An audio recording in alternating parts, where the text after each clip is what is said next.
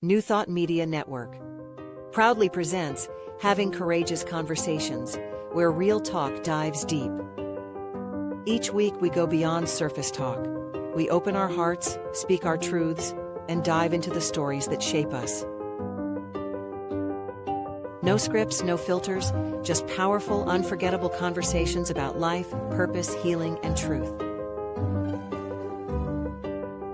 Join the conversation, because your voice belongs here.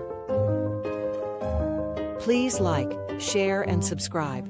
Check out our YouTube channel at Having Courageous Conversations or email us at yourshowyourvoice@gmail.com. Now, let's have a courageous conversation. The views and opinions of our guest and hosts do not necessarily reflect those of New Thought Media Network, or any organization we may be affiliated with. Here at New Thought Media Network, we welcome freedom of speech and courageous conversations. There are many topics that can be difficult to navigate. Challenging the status quo and engaging in lively debate is important to expanding our understanding of one another, and life in general.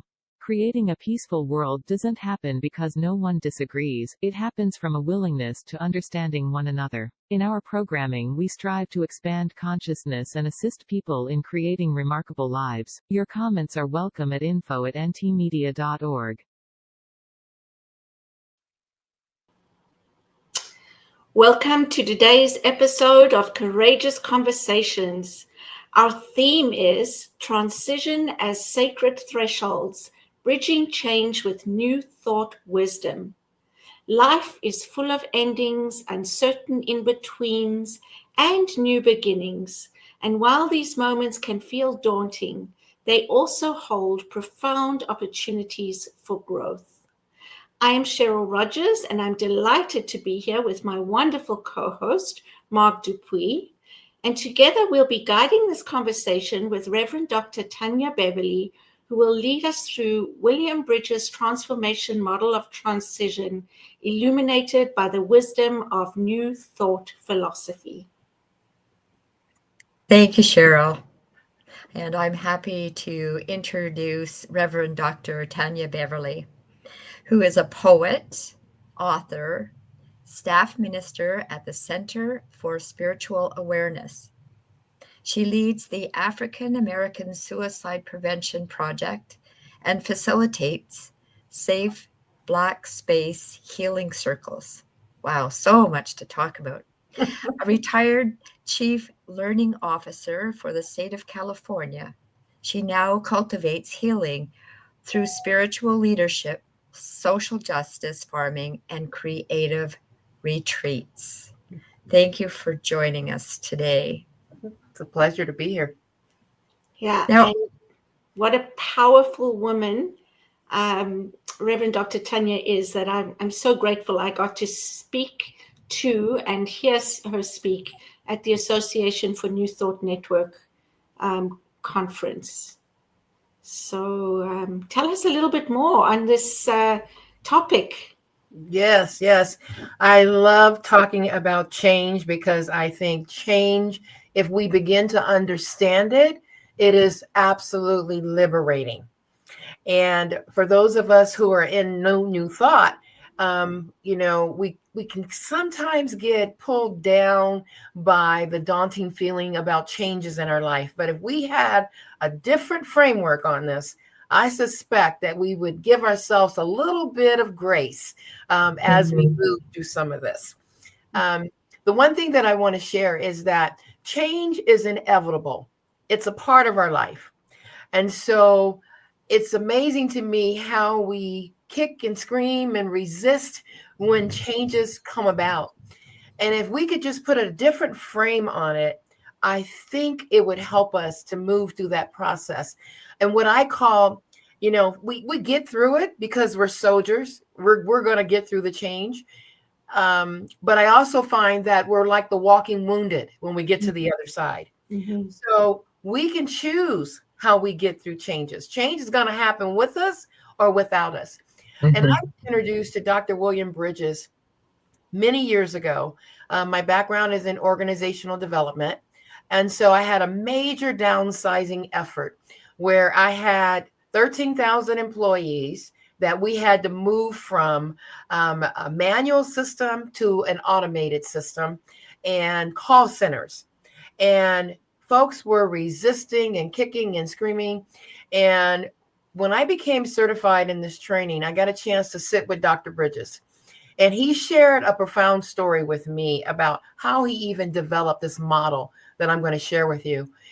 His background, he's an organizational development psychologist. He's a professor at Mills College. And he's working with Silicon Valley, and they're doing downsizing and all of these efforts and laying off people. And so he was using his organizational psychology background in helping these organizations. Well, his wife was sick and received a diagnosis of terminal cancer. So he decided to take a sabbatical.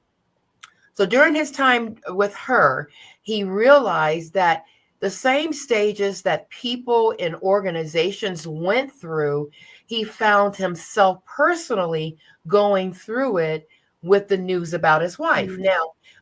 Now, she received this diagnosis. She wasn't going to pass away the next day, but his response to this information is where the model comes from. Wow. And so he believed that, once you hear information about a change, even if the change is a year away, 2 years away, we immediately start processing. We immediately start trying to figure it out. And folks will say, but you got plenty of time for that. But inside, there's a response going on. So he has this theory that when we're hit with a change is a two-part process. It's a change that you can see on the calendar, that on this day, this is going to happen. But then there's also an internal response that's happening to us, a psychological reorientation that happens to us. And he says the transition is what he calls it. He says it comes in 3 phases. There's an ending, there's a neutral zone, and then there's a new beginning. Mm-hmm. The ending means that you have to decide, I'm hit with this change, and it could be a wanted change or an unwanted change. And this is important because often people think, well, it's a change that I want. I want to have a baby. I want to get married. I want a new job. But we don't realize that we still have an internal adjustment process that has to happen. So he says this is what happens to us. We have to end before we begin. Is that new information? Most of us, when we're hit with a change, I want a new beginning, right? But he says, no, we have to stop doing something before we start doing something. And if not, we move into that new season with all of the baggage from the old season, right? Mm-hmm. So his model goes like this. He says, there are endings. So something is over, something is finished, and we have to stop doing it. And what happens is we're hit with grief, right? We don't think about change and grief, but if you have to stop doing something, you may equate that to loss. And, when we worked with automation and people had to stop doing the work that they were doing, their identities were tied to being subject matter experts. Who would have thought that would have been something that people would resist or not want to give up and grieve? And then he says, after you realize, okay, this chapter is over, this chapter is finished, then there's this awkward place. He calls it the neutral zone. It doesn't feel so neutral. Feels like the twilight zone, if you ask me. Mm-hmm. You're in between systems, in between the old way of doing it and the new way. So this could be a divorce. This could be a death. This could be your kids moving out of the house, right? It could be getting married. Oh, yes. And think about that. So when you get married, that's a wanted change, right? For most of us, it's wanted. And so think about, what do you have to give up because of that change? What do you think? What do you give up? Well, it's interesting for me because when I got married, I actually went through an identity crisis. I wasn't Cheryl Handley anymore. I was now Cheryl Rogers, and I was Kevin's wife. Yes. And I literally had an identity crisis, and I only realized that, in hindsight. Yes. Yes. And that's where the grief comes in. Mm-hmm. So although it's you wanted to get married, you didn't realize what you had to give up. Yep. Right? Yep. And that's what happens in most of these changes. A friend of mine recently had a baby, and I had to have this conversation with her. She says, I feel like an alien has taken over my house. Mm-hmm. It's all about the baby. Everything is the baby, And I said, okay, I had the conversation. Well, what are you having to give up because of this? Mm-hmm. What chapter is over? But also we can embrace, what new chapter are you embracing? Right?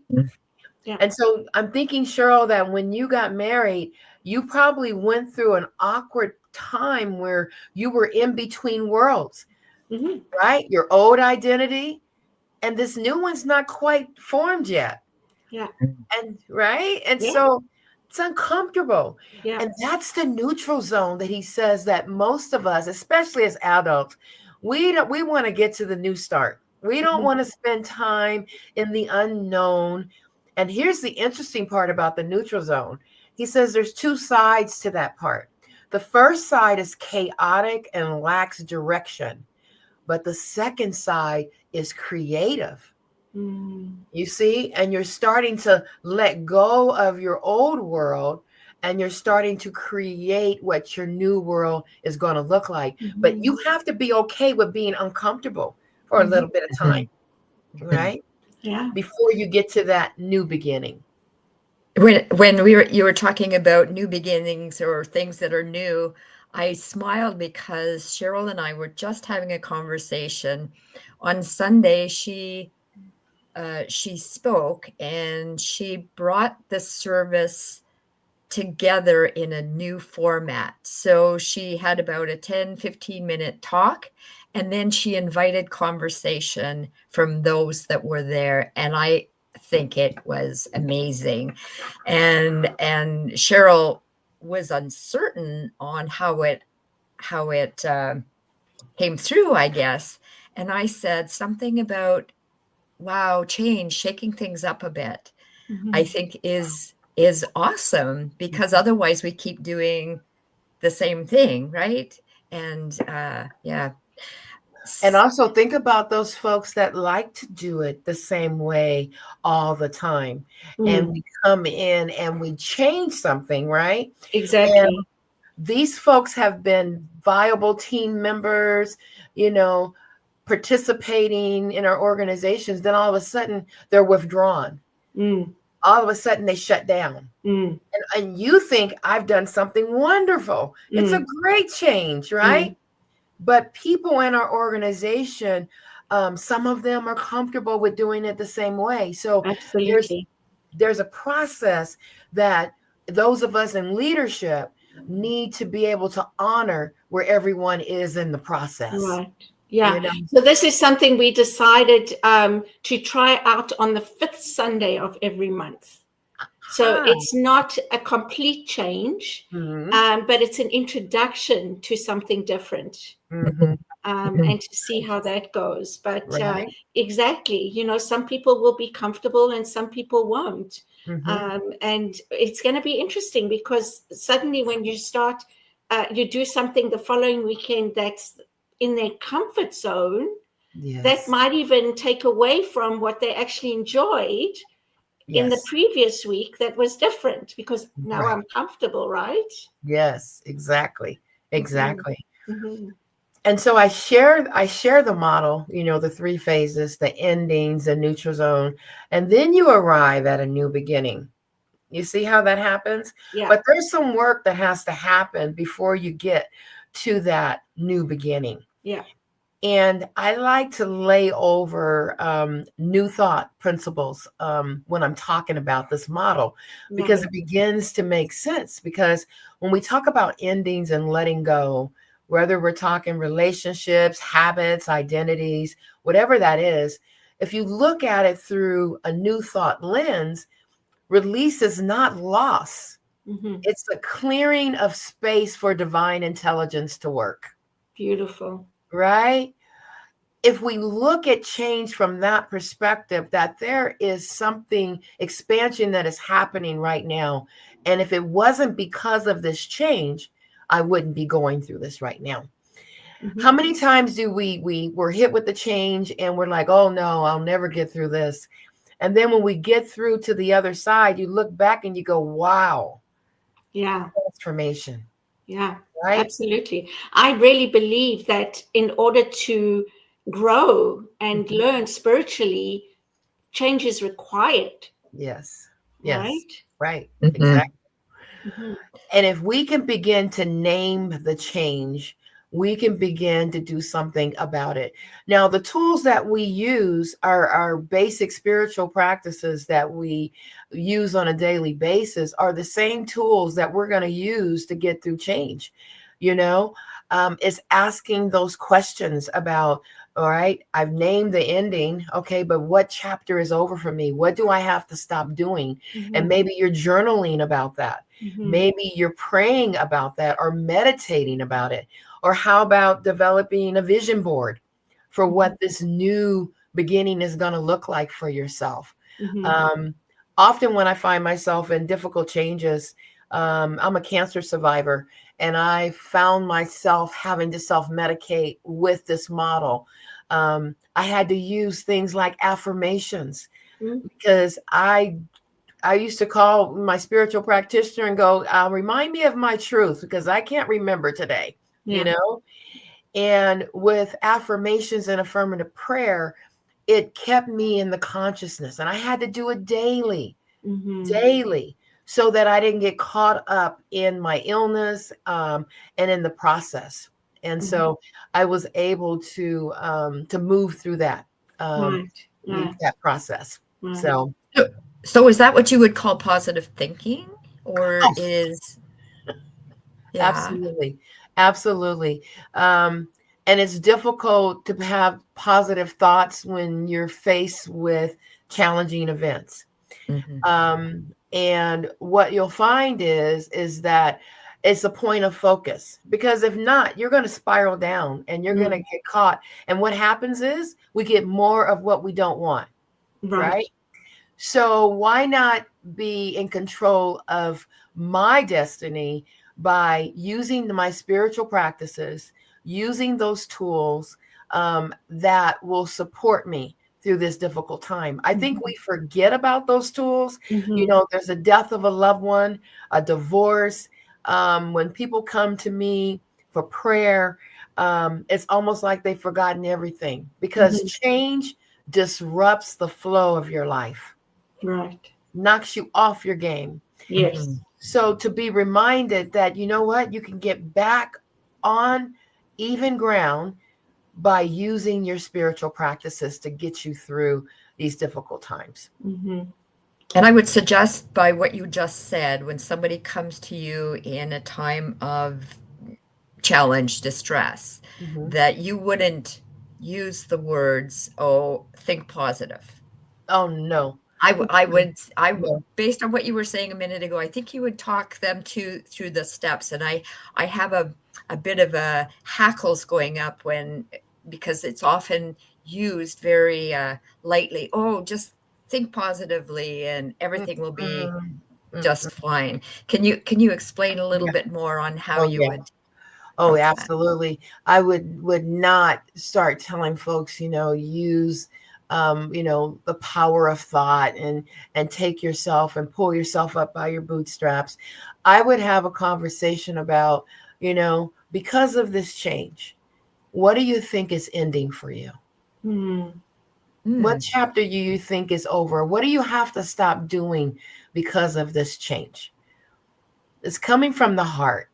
You wouldn't want someone to clobber you with think positive, because we have to honor where people are.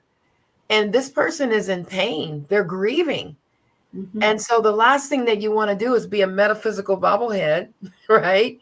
And do spiritual bypass on them and act like what they just said was not real. You know, we have to stay in the feeling part, because when we skip over the feelings, that's where we wind up packing our bags full of all that stuff. And we wind up at the new destination with these pack bags. And then someone says something and the lock pops. And then they get it. All of it. Right? And it's just unresolved change. It's just, we don't spend time. We're in a let's do it society. There's no time for you to process your change. Yeah. And then think about it. Most of us go through more than one change at a time. And so to be able to unplug and process, I mean, the big ones, people give us that grace, you know, if you lose a loved one or something. But when you lose a job or you're going through a divorce, people seem to, you know, the compassion is not there when they're saying, oh, you'll get over it. Oh, it'll be better.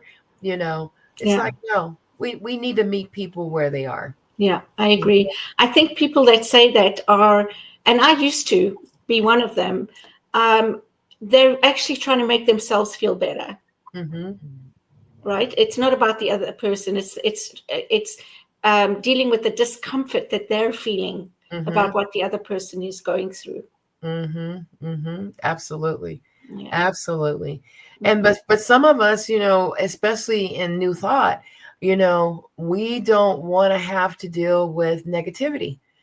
Well, the perception of it. Well, can we reframe that? Maybe it's not negativity. Maybe it is just another experience in our life, and that we need to allow it to unfold. Yes. You know, what is this time teaching me?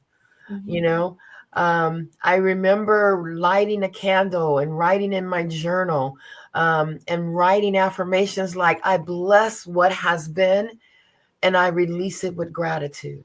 Right? And opening myself up to what I didn't know what the new was going to be. I didn't know, you know, if I was going to get the word that I was cancer free, and I did, and I feel really blessed because of it. But I also went through the cancer journey with friends who did not make it. Right. You know, and so there's no way that I would tell them to think positive. No.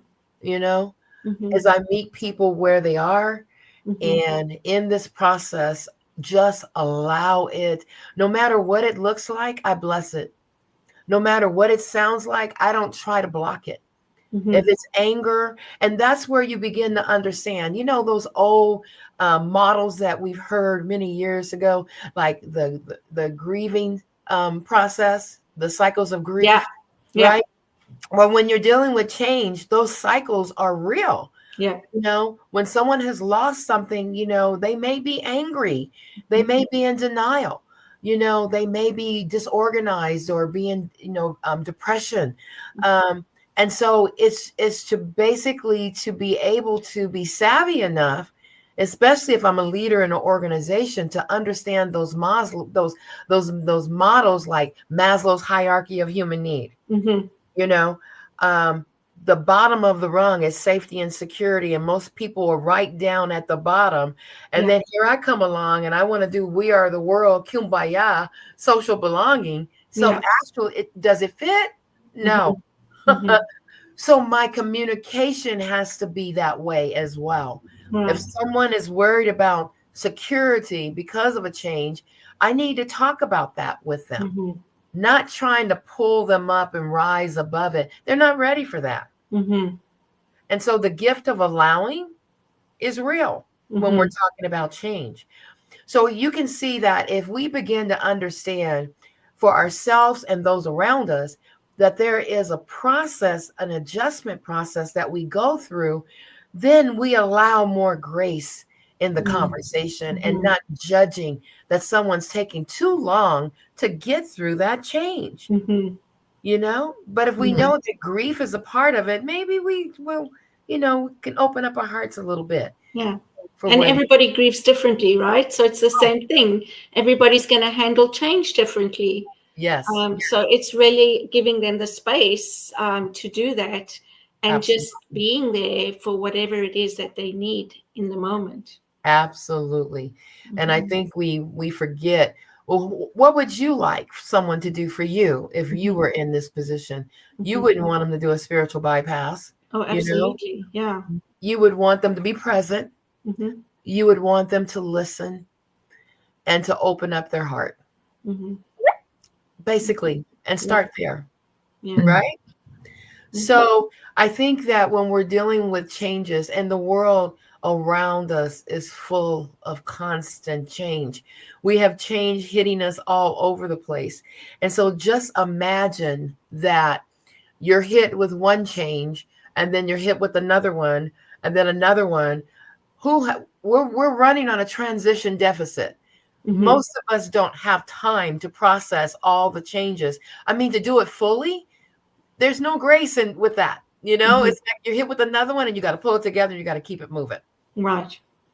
And if you understand that, because I do this with myself, I'll go, Tynya, sounds like you're grieving a little bit. Are you hanging on to something? What do you need to let go of, Tynya, because of this change? So we're talking about acknowledging, first of all, the change and that something is coming to an end. And then really being introspective about what that means for me going through this change. What does it mean? What's coming to an end? However you want to do that, whether it's journaling or speaking to somebody or whatever works for you. And then recognizing that there is that grief process, which is basically letting go, right?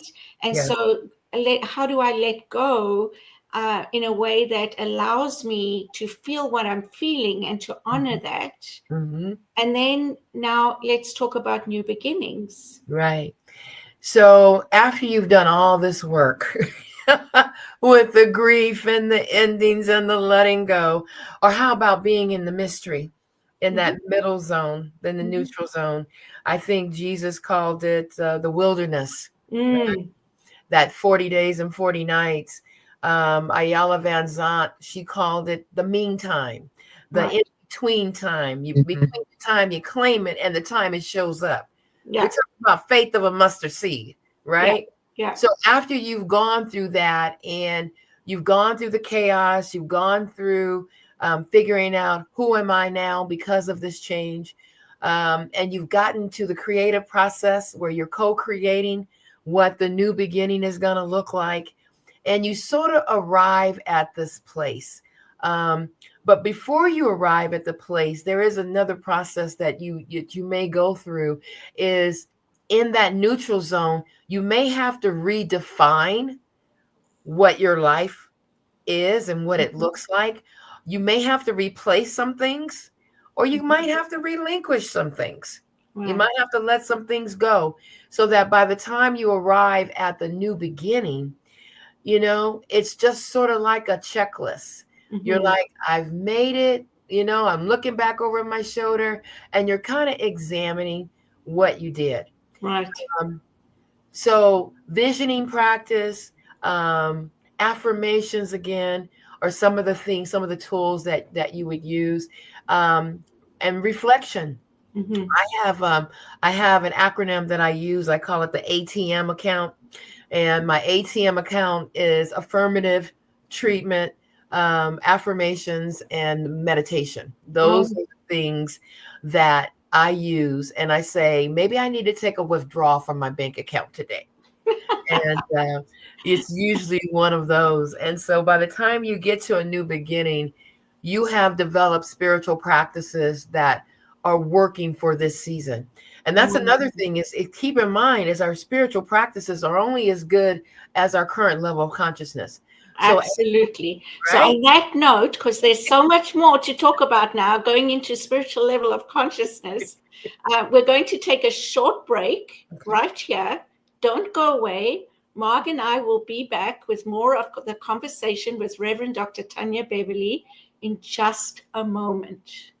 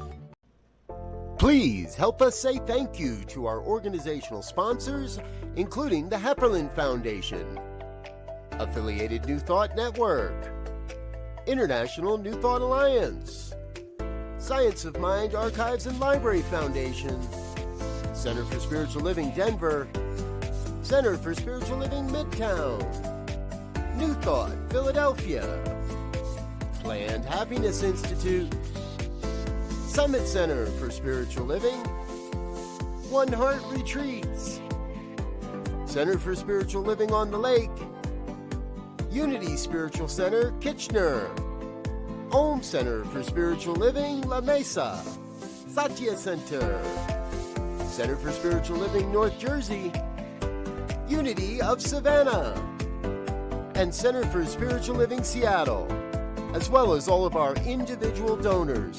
Thank you for making New Thought Media Network a place to be. Please come be you. And remember, like, share, and subscribe. New Thought Media Network, positively inspiring.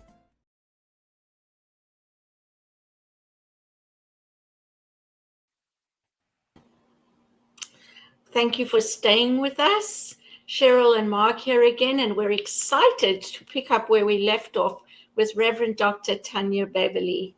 What we were sort of just going into, I think, a slightly different topic, but still relevant. Mm-hmm. And what I just want to acknowledge is that we spoke about, the change, the acknowledgement, the recognizing the ending, what it means for you, and the grief process. And then also what I heard was from there, there's steps to take, to plan and to put into place and into action, however it is you are looking at your new beginning.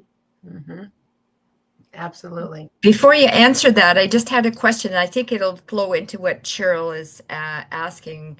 We've talked about major, like a marriage, a divorce, grieving over a lost one. Does this also daily? Do you do this practice on a daily basis, because we change daily? So is it a big one or a little one? Does it matter, the process? I don't think it matters. I don't think that you're whipping out your workbook when you're processing. I think what it is you're putting that frame over the situation. And so I don't, when I'm talking to someone, I'm having a conversation with them. We're not sitting down like we're in a workshop, if that makes sense. Mm-hmm. We're able to talk through where they are and where do you want to be, in this process, and using the practices, visioning practice, affirmations, community support, mentorship, accountability partner are some of the areas. And then maybe it's reframing my thinking about divine order, and what that means, and expanding my worldview around where I see myself, moving in the next season. With the model, I think what it does for me is you could lose your keys, lose your wallet, and still have to go through this adjustment process. It doesn't matter how small the change is. Right. And your question is, do I do this every single day? No, usually when I'm hit with a change that has derailed or is stopping me from moving forward, it's robbing me of my joy, then it's time for me to sit down and think about this. Okay, what is this that I'm resisting? Because most of us don't resist change. Is what we have to give up because of the change. Where the resistance comes in, Right. So I sell my house, and I want to sell my house, but the grief comes about because I'm going to miss my neighbor. Mm-hmm. I'm going to miss the familiarity in my neighborhood. Mm-hmm. The postal carrier, my doctor, my cleaners. Mm-hmm. Those are the things that we resist giving up, not the change, the big change, because most of us are soldiers and we're pretty good at managing change. But the subtleties of change, what Dr. Bridges calls transition is the piece that most of us don't manage. Mhm. So if it's still causing me grief, if losing my cell phone is still causing me grief, I need to sit down and process that. Right. I need to work on that. If is this a bleep on the screen and I keep it moving, then, I think I said earlier that when I find myself in those places, I ask myself those questions. Oh, Tynya, you seem like you're a little discombobulated. What's going on? You were hit with that change. And so what did you have to give up because of that change? Oh, my friendships. Oh, I'm angry right now. And I can giving myself a little grace. I'm pissed off right now. And it's okay to be in that. Yeah. And that's what the model has done for me. It has allowed me to be real with my feelings and to check in and have a place to process that it's okay to have these feelings. Yeah. And that's a big one, right? In the society we've grown up in and the way we've been conditioned, we tend to judge our feelings, to criticize ourselves for them. And so it's really about really coming to that understanding that what I'm going through, it's natural to have these feelings and it's okay to have these feelings. And I need to feel them to release them. Yes. Right. Yes. To just push them down is going to create something that's maybe going to burst and come out somewhere else further down the line. Yes. Yes. We have to remember that change is not a disruption. It's a call to action. And transition is the teacher, because we're being summoned to rise with sacred defiance, Oh, I love that. Right? Yeah. Because it's like I'm challenging, like you say, doing something different every fifth Sunday. That's creating an environment that's allowing your community to know that on this particular day, it's going to be something different. And that's preparing people to embrace what this newness, instead of resisting it, they open up. So being able to communicate to people, I have, when I'm communicating something new to people, I call it the 4 Ps. And I need to tell you the purpose. Okay. I need to paint the picture of what it's going to look like. I need to tell you what the plan is. And then I need to tell you what your part is. So as soon as I can tell you your part in this, then you can get on board, right? Yes. But think about it. We're always talking about the picture, the vision. If I can paint, I may not have the plan, but I can say, this is what the vision is for this. Then maybe people can hang in there a little bit longer until I can get the plan together, right? They'll give me some grace. Now, okay, I got the plan now, right? Here's the plan. And now here's your part in this. Beautiful. And I found that is a wonderful way to communicate difficult information. As a leader, I've got to move this organization forward, whether I want to move ahead or not. And I know there's going to be some resistance, but what I do is I take those baby steps and I begin to lay it out like I would want it laid out for me. Right. And then we wonder why people resist. It's not, it's what they have to give up. Now I'm not the subject matter expert anymore. You're changing the system. My identity has been changed. Right? So it's just a different way of looking at change. And I think if you look at it from this perspective, you give yourself a little more grace, in the process, and not so hard. You really should have yourself together by now, But when you think about, having to give up things that are important to you, like your identity, it's important. That story about the monks, that the woman that was on the riverbed that was crying, and 2 monks come along, and one of them, she says, I need to get across the river. And then one monk helps her across the river. And then the other monk is there talking to him. You shouldn't have carried her across the river. We have a vow of celibacy. You can't do this. You're not supposed to touch a woman, and the monk turns to the other monk and he says, my brother, I carried that woman across the river, but you still carry her.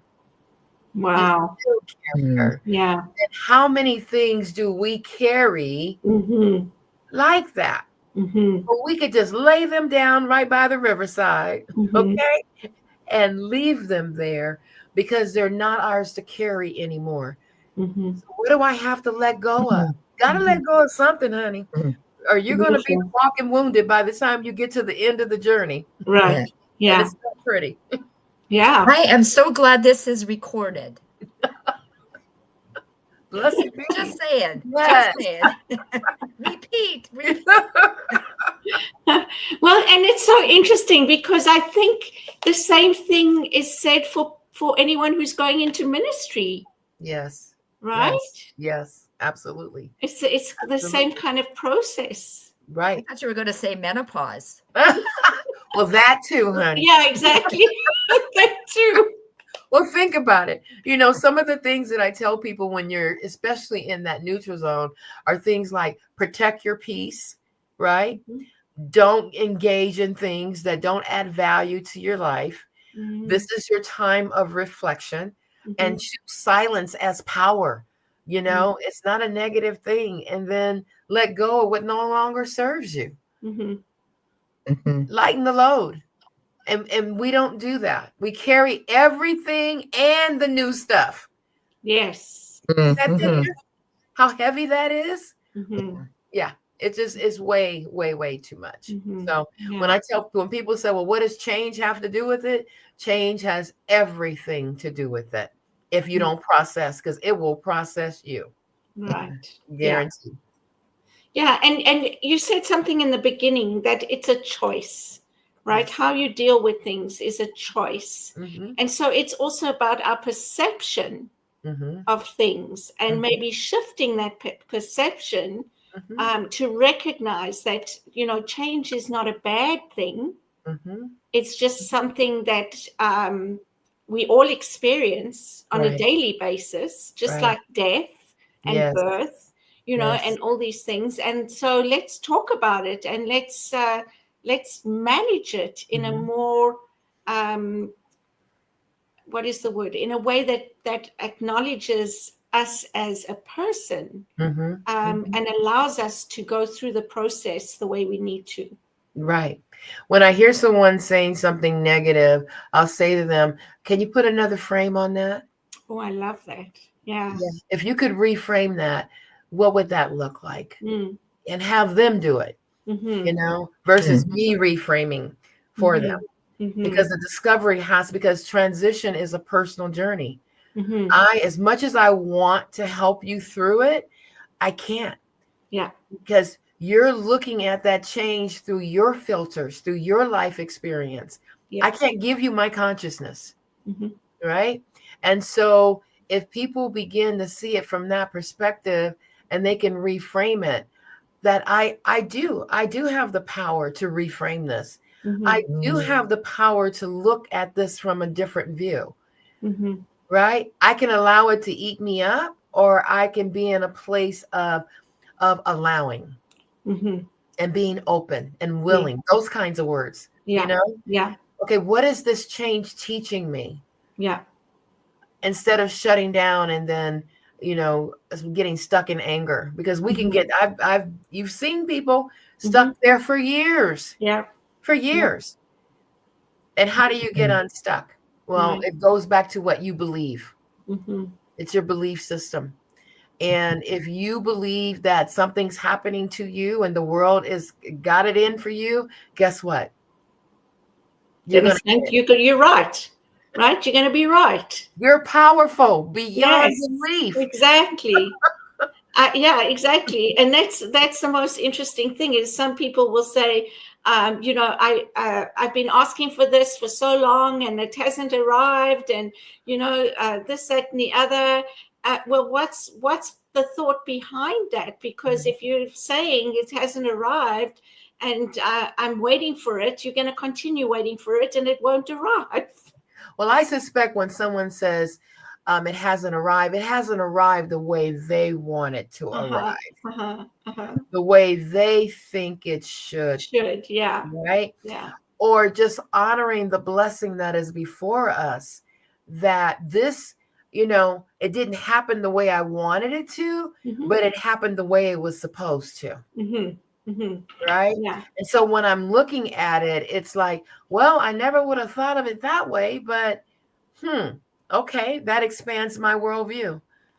Yeah. I've got a whole different perspective. So it's allowing and embracing what is versus. And I think you spoke about consciousness, the level of consciousness. Yes. Right. Yes. And so there is a maturity, a level of spiritual maturity to be able to understand that and to be able to go there, right? Whereas sometimes we get in the way of ourselves when we're not at that level, we're not ready to go to the next step of processing what it is we have as a gift in front of us to process. Right. Exactly. I say that we're only as good as our current level of consciousness. And I say that because sometimes we think that we process the change and we're good with it, right? We're finished with it, especially the big ones like death. And then all of a sudden you're growing along and you're going through transformations and you're expanding and you're on the spiritual quest and you're discovering who you are. And then all of a sudden that change that you went through years ago, guess what? You got a new level of awareness and consciousness that now you got to process that change through that. Right. Yeah. Right. Yeah. And so you're absolutely right, is that, the consciousness is only where you are currently. That's it. And don't think that it's over. No. We're evolving. Yeah. Thank goodness. Exactly. So. Yeah. I did a talk a little while ago about, instead of seeing, change, see it as an evolution. Because it is a way of our evolving, our consciousness, our way of looking at things, our way of experiencing things, all those kind of things, because that's how we become who we are in this moment. Yes. Absolutely. And I hope that, the listeners, Dr. Williams' book is Personal Transitions, Making Sense of Life's Changes, to discover that and to be able to give themselves another tool that will allow them to process life in general, And I think that's what Dr. Bridges gave us. He gave us a framework to navigate change, right, and be and allow ourselves to be okay with what's going on, and not try to block it. Look at it from a spiritual sense, is that, if this is where I am, then okay, what do I do with what I have? Right. Beautiful. Yeah, beautiful. So tell us about your book. Oh, yes. My book. Well, the latest book is Dancing in the Key of Life, Words That Hug the Heart. And it's a book that is a compilation of poetry and sort of sacred expressions is what I call them, lessons learned on my spiritual journey. And so that book is definitely an eye-opener. It talks about peace. It talks about life in general. And so you can get the book on Amazon as well. And then my next two books will be out in the next 2 weeks, actually. Wow. And so if you have my name, next week you'll be able to find my other two books. The next one is The Wind in My Braids, Voices of My Roots. And it's about ancestral wisdom that I've learned from my ancestors. And then the next book is I Have Something to Say, Dropping Knowledge, Raising Spirit. So definitely more to come. Beautiful. I love that. So is Dancing in the Key of Life, was that your first book? Yes, that was my first book. Okay. And now you've got the two others coming out. Right. And they all sound so wonderful, like really different from each other. Yes. But so just enticing to read. Yes. To me, anyway. Right. Mhm. And then the next one will be Kwanzaa 365. So these are, what's interesting is that people said, how did you write all these books? So Mhm. they're all coming out like in a short period of time. Well, the books have been written for a long time. And it took my cancer journey to kind of shake me out of my perfectionism, Mhm. and to be able to release this and say, I want the world to hear. Mhm. I have something to say, and I'm not going to hoard it anymore, Mhm. because it was never perfect enough. It was never, it needs to be cleaner, pristine. No, it needs to be raw. It needs to be just as it is and tell the truth. Absolutely. So Yeah. that's how they kind of, and then my years of doing Kwanzaa, is my book has rituals and all kinds of historical references for people who want to know about Kwanzaa. And Kwanzaa was Dr. Maulana Karenga, founder of Kwanzaa, December 26th of 1966. And it came out of a need. I experienced the Watts riots. And so there was this disconnect from culture, from African culture for Mhm. Black people. And he went to Africa and he saw a harvest called the first fruits, where the village would honor the crops, they would honor their elders, they would honor the youth, and they did ritual around this. And he brought that back. He was a professor at Cal State Long Beach, and he brought that back. And it has been a tradition in my life, like I said, over almost 40 years now.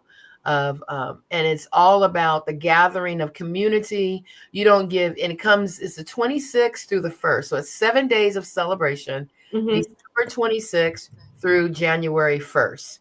And Okay. each day you focus on a different principle, unity, self-determination, purpose, cooperative economics, and you light candles. It's called the Kanara. And so there's 3 red candles, 3 green candles, and 1 black candle. I saw that, and it's the same. It looks like a menorah. Yes, it's similar. Yeah, Except the very menorah has similar. 8, right? And Mhm. the Kwanzaa Kanara has 7. And 3 are red, that represents the struggle of Black people. The Mhm. green, it represents the future and the fertility of ideas for the future. And the black candle represents the Black community. Wow. Yeah. Beautiful. Thank you for sharing that. Sure. I didn't know that, but I did. I was working on a year-end message, and I wanted to include all the celebrations. Mhm. And so that's where I saw that, and I was like, "Wow, is that really like the symbol?" And Right. it is, yeah. Yeah. Well, a lot of folks don't know about it, but I think folks are awakening to it. Yes, And they're like, wait a minute, I heard something about that. Tell me more about that. yes, And so definitely. when I get that, the opening is there for me to share, that there is. And I let people know it's not a religious celebration, it's a cultural celebration. Yes, Right. yes, yeah. I love that. That's beautiful. I think that's important to Can celebrate you our just cultures. tell us a bit about your spiritual center? Yes, the Center for Spiritual Awareness in West Sacramento, California. We call it Ground Zero for Love. And we have a very diverse community where we have 300 to 400 members in our community. Yep, the Church Love is building. That is us. We have an awesome children's ministry. We have a praise and worship ministry, great choir, wonderful pastor, and we have a big social justice ministry that includes racial healing. It includes our white affinity group. It has the Kwanzaa is a part of that. We have Authentic Voices, which is a diversity and inclusion diversity readers theater. And so you can go on the website at csasacramento.org and you can find out about a lot of our activities that we're involved in. I am a social justice farmer. And so I set up a farm stand at my church every Sunday from what's left over from our farmers markets. I have a list of 20 cooperative farmers, and they gladly allow me to pick up their their produce that they're not able to sell, can't sell, or have too much of. And then I'm able to give that back to my community. And I realized that even in my church, which it's an abundance center, we still have a food desert in my community. And so I'm teaching people how to grow. I'm teaching families how to grow, and using what we do in growing and transferring that into life skills. The planting, the plucking up, cultivating, all of that. Oh my gosh, that sounds so wonderful. Cultivating community. I get it. Cultivating community. Yes, absolutely. Absolutely. There's a place for everyone. So we love it. Sounds wonderful. And it sounds like you're doing such amazing things, Reverend Dr. Tynya Beverly. Yes. It's such an honor to have you on the show. Thank you so much for saying yes. Oh, thank you for asking me. Oh, when I was talking to you, I knew I had to ask you. And you just proved today what a powerhouse you are. Wow. So if there was one thing you wanted to leave our listeners with today, what would that be? I would say for people to carry your joy forward. Stop allowing the world to snuff out your joy. Allow joy to be the priority. Put joy on your calendar.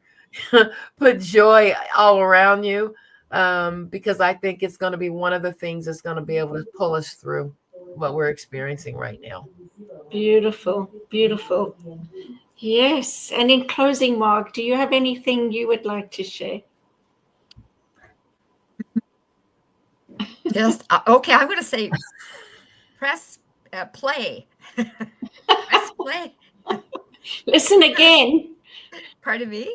Are you saying listen again? Exactly.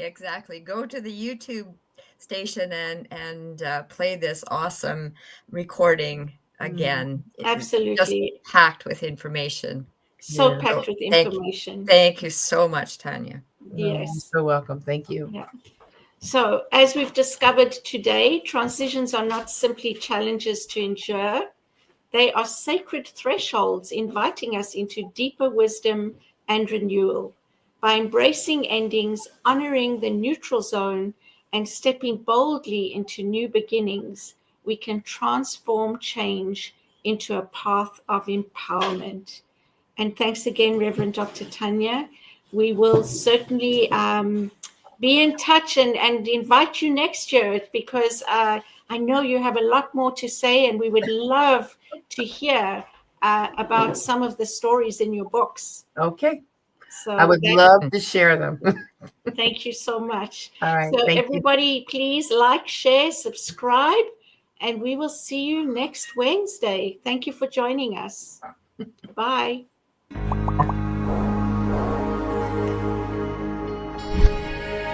On behalf of everyone at New Thought Media Network, thank you for being a member of our virtual family. Your financial contributions help share the New Thought message with people from around the world. Please visit and contribute at www.ntmedia.org/donate. New Thought Media Network, come be you. And please like, share, and subscribe. Until next time.